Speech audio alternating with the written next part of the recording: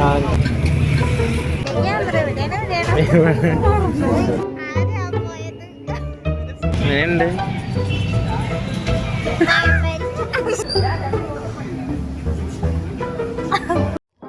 Hello, I am Lakshmi. Welcome to my channel. അപ്പോൾ നമ്മളിന്നൊരു night drive പോയോണ്ടിരിക്കുകയാണ്. ഇന്ന് വീക്കെൻഡാണ്, ഫ്രൈഡേ ആണ്. ഇപ്പോൾ സമയം ഏകദേശം 10:30 to 10:45 കാണും.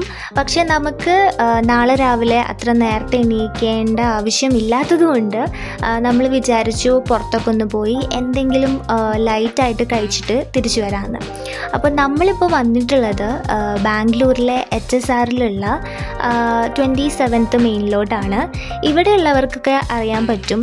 27th മെയിൻ എന്ന് പറയുന്നത് മെയിനായിട്ടും ഒരു ഫുഡ് സ്ട്രീറ്റാണ്. അതായത് നിറയെ ഫുഡ് സ്റ്റോളുകളാണ് ഇവിടെ ഉള്ളത്. ഈ ഒരു ബലൂണ്, ഈ ഒരു കട എപ്പോൾ വരുമ്പോഴും ഇവിടെ ഉണ്ടായിരിക്കും. അതായത് ഞാൻ ഫസ്റ്റ് വന്നപ്പോൾ മുതൽ ഞാൻ കാണുന്നതാണ്. ഞാൻ ഇതിന് മുന്നേ ഇവിടെ 1-2 വട്ടം വന്നിട്ടുണ്ട്. ഇവിടെ നിന്ന് ഞാൻ കോൾഡ് കോഫി, ന്യൂഡിൽസ് ഇതൊക്കെ ട്രൈ ചെയ്തിട്ടുണ്ട്. ഈ ഒരു കട കണ്ടോ, ഇത് വളരെ അട്രാക്റ്റീവാണ്. ഭയങ്കര ലൈറ്റൊക്കെ ഇട്ടിട്ട് ഒരു പഞ്ചാബി കട മാതിരിയൊക്കെ തോന്നി എനിക്ക്. പിന്നെ ബാർബിക്യൂ, ദോശ, വടാപാവ്, ജ്യൂസുകൾ, കേക്കുകൾ, അങ്ങനെ പലതരത്തിലുള്ള വെറൈറ്റി സാധനങ്ങളും നമുക്ക് ഇവിടെ നിന്ന് കഴിക്കാൻ വേണ്ടി പറ്റും. ഒരു ഫുഡ് ലവറാണ്, സ്ട്രീറ്റ് ഫുഡൊക്കെ കഴിക്കാൻ അല്ലെങ്കിൽ എക്സ്പെരിമെൻറ്റ് ചെയ്യാനൊക്കെ ഇഷ്ടമാണെങ്കിൽ നിങ്ങൾക്ക് തീർച്ചയായിട്ടും ഇഷ്ടപ്പെടും. ഇത് ഞാൻ ഈ സംഭവം അറിയാത്തവർക്ക് വേണ്ടി പറയണതാണ് കേട്ടോ. ഇത് ഫേമസ് ആണ് ഇവിടെ ഉള്ളവർക്കൊക്കെ.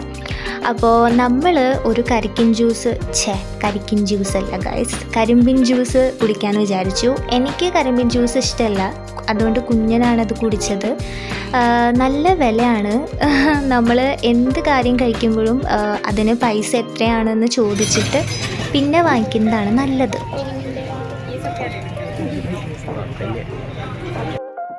അതിൻ്റെ ഇടയിൽ കൂടെ ഞാൻ എൻ്റെ കമ്മലും കൂടെ ഷോപ്പ് ചെയ്യുന്നുണ്ട്. നമ്മൾ അടുത്ത് തന്നെ ഒരു അമ്പലത്തേക്ക് പോകുന്നുണ്ട്. അപ്പോൾ അതിന് വേണ്ടിയിട്ടാണ് ഞാൻ ഈ കമ്മൽ നോക്കിയെടുക്കുന്നത് കേട്ടോ. ഇവിടെ ആകുമ്പോൾ ഈ നാട്ടിൽ നമ്മൾ ഈ ഹിന്ദി ചേട്ടന്മാരുടെ കയ്യിൽ നിന്ന് 30-40 രൂപയ്ക്ക് വാങ്ങിക്കുന്ന പോലെ ഇവിടെ ഒരു 50-60 രൂപയ്ക്ക് കിട്ടും.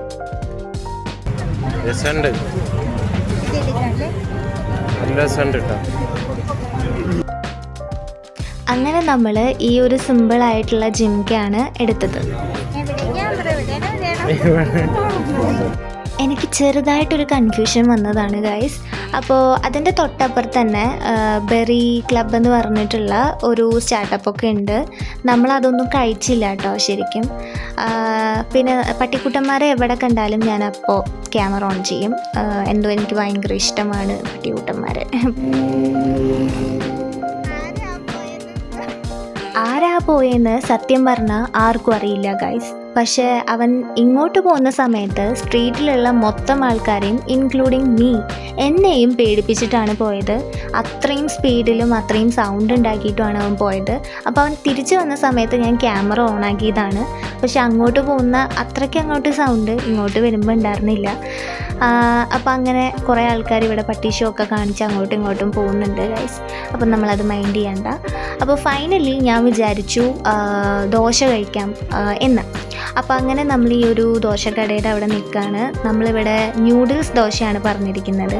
ഇവിടെ കുറേ ദോശകളുണ്ട്, വെറൈറ്റി ഓഫ് ദോശകൾ.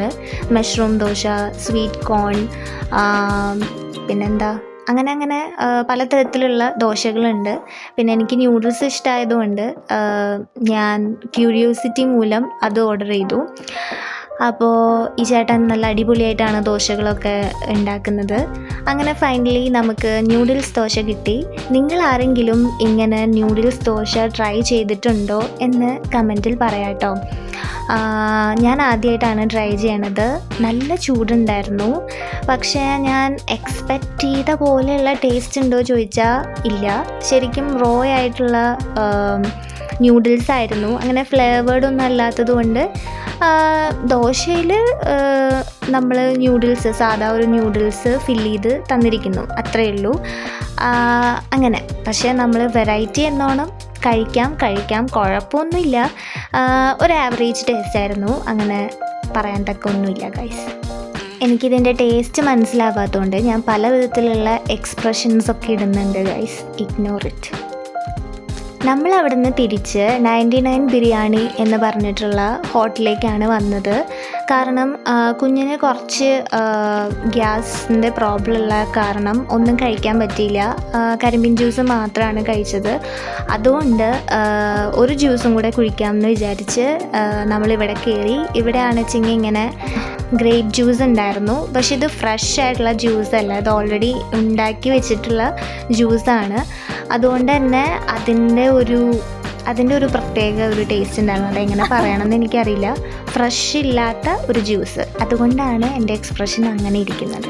അങ്ങനെ നമ്മൾ തിരിച്ച് വന്നു. ഇതാണ് നമ്മുടെ റോഡ്, ഇതാണ് നമ്മുടെ ബിൽഡിങ്. അപ്പം നമ്മൾ വീണ്ടും ഇവിടെ തിരിച്ചെത്തി. അപ്പോൾ ഇത്രയൊക്കെയുള്ളൂ ഒരു നൈറ്റ് ഡ്രൈവ്. നിങ്ങൾക്ക് ഇഷ്ടപ്പെട്ടു എന്ന് ഞാൻ വിചാരിക്കുന്നു. അടുത്ത വീഡിയോയിൽ കാണാം ഗൈസ്. ബൈ.